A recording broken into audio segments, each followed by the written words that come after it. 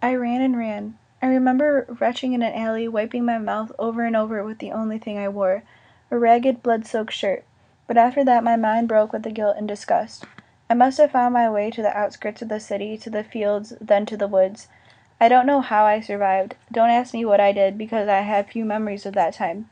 I became a mindless animal. I did find that Christopher was right after all. You can survive on animals for a time, but it never satisfies.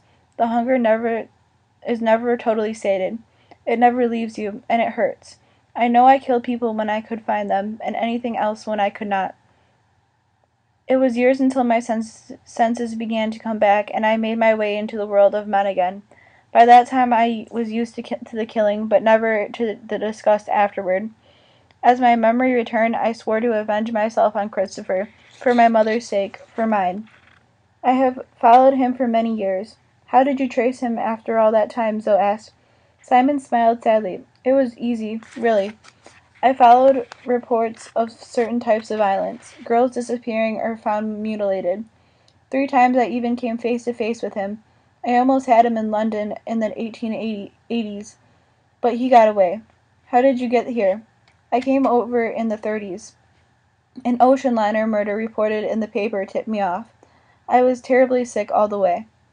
Zoe shook her head. No, I mean this town. Oh, there was a mysterious spate of deaths at an orphanage. I had lost Christopher's trail a year before.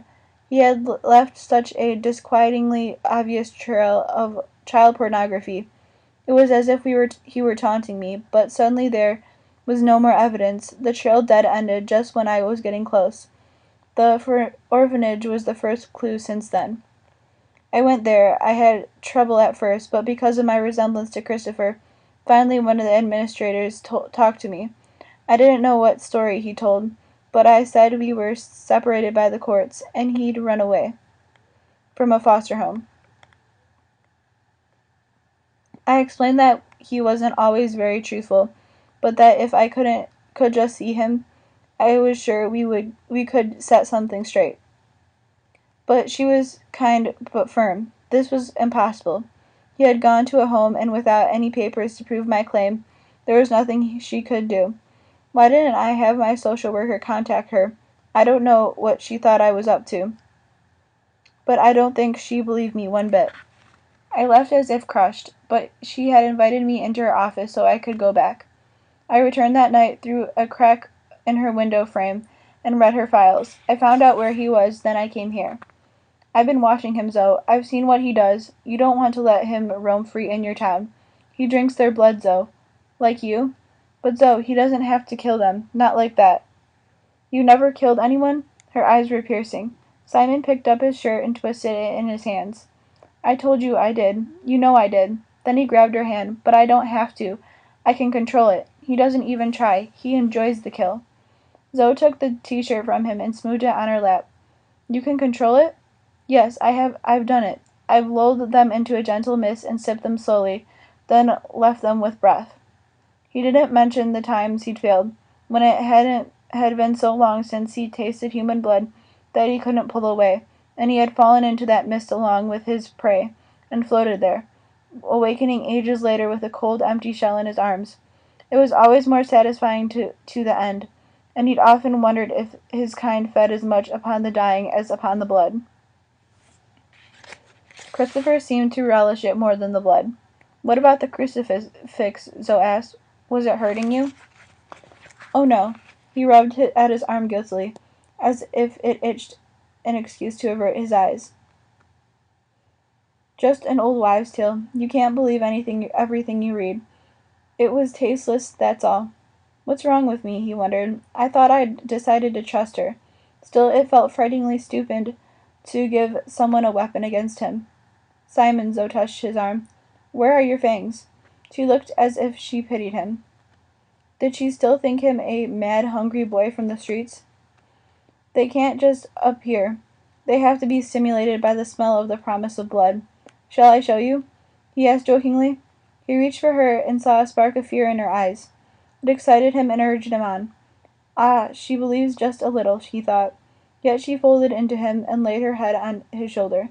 She stroked his arm. Sweet warmth, sweet, searing heat. Poor Simon. What can I believe? Her throat throbbed with life near his mouth, and the gentle warm smell of her made him giddy.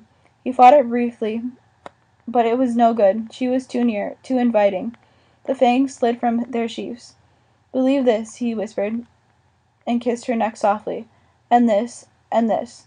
Then he kissed her with the sharp, sleek kiss, the silver kiss, so swift and true, and razor sharp. And her warmth was flowing into him. He could feel it seeping through his body. Warmth, sweet warmth. She uttered a small, surprised cry and fought him for a second, but he stroked her hair and caressed her. I won't hurt you, he thought. Little bird, little dear. I won't hurt you. And she moaned, and slipped her arms around him. It was the tender ecstasy of the kiss that could send her with his touch. It throbbed through his fingers, through his arms, through his chest, like the blood through her veins. It thrummed a rhythm in him that he shared with her. She sighed, her breath came harder, and he felt himself falling. I must stop now, he thought, but I can't stop. He held her closer still, as if he could never let go. He couldn't let go. Yet he did. Gasping, he firmly pushed her away. They stared at each other muzzingly. I can stop if I want, he whispered hoarsely. She blushed, then touched her neck and looked at the droplets of blood on her fingers wonderingly. But it wasn't terrible. It was, I don't know. He wanted to kiss her again. It can't be terrible. He makes it terrible. I can make it sweet. He took her hand, and the throbbing began deep inside him once more. I can stop, he thought, as he reached for her. The phone rang. They both jumped. Zoe pushed him away and went to answer it. My mother, she said, almost apologizingly. He heard Zoe pick up the phone in the hall. She answered as if frightened, but then her tone changed to one of surprise. Lorraine, hi. You did? She told you? Uh-huh, yeah. There was hesitancy in her voice. Yeah, I guess. I was. Was that relief? No, I was busy. Yeah, trick-or-treaters. Her voice was warmer, as if she was ready to talk much more, but she must have remembered him. Listen, I've got something to finish up. Can I call you back later? Okay, bye. She hung up. When she came back into the room, he could see the spell of the moment was gone, but what puzzled him was why she had panicked when she answered the phone. She must have guessed his thoughts. Her lips tightened, her gaze lowered. I thought it might be about my mother, she said. She's dying. It was a terse confession, perhaps in return for his own rambling tale. They were sharing deaths, he thought with bitter humor. Listen, she said, I think you should leave. I don't know when my father will be home. I couldn't explain you. It would be hard enough to explain this. She pointed at the table. You dropped something on it, he suggested. Good grief, what, a bomb? Still he wouldn't let her push him out so fast. You'll let me come again? Why? Her hand went to her throat. It made him feel ashamed. He stooped to pick up his t-shirt. To talk, he muttered. Just to talk. What have we to talk about? It sounded like a denial. He took a stab in the dark. Death, he said. Her eyes grew large and stricken, but she nodded. Yes. He couldn't stop the grin. He covered it by pulling on his shirt. I'll come again soon, Zoe. I don't know. I need this so much. He grabbed her and gave her a quick, fierce kiss. But it awoke bitterness once more. He was a failure at even this mockery he'd become. He spent years thinking of them as mindless, stupid creatures, unfit to live, to make it easier to use them. Now he had let one become real to him. What am I going to do? He thought. I won't be able to hunt again. He'd dribble and twist but never die, and always the awful hunger. The idea of himself wasted and quite mad, crawling through some black alley somewhere made him shudder. She touched his face, her unbearably human eyes showing more concern than he'd ever deserve. What's wrong? I'll never get my revenge, he said. Christopher, it's too clever for me. I might as well run away while I can hide from him. Make some kind of worthless life for myself elsewhere. I've always been a fool, a failure. He'll keep on killing and keep on evading me. He'll win. No, he can't. He was surprised by the quick spark of fire in her. He tucked the portrait back under his arm and flung his jacket over his shoulder. She walked him to the door.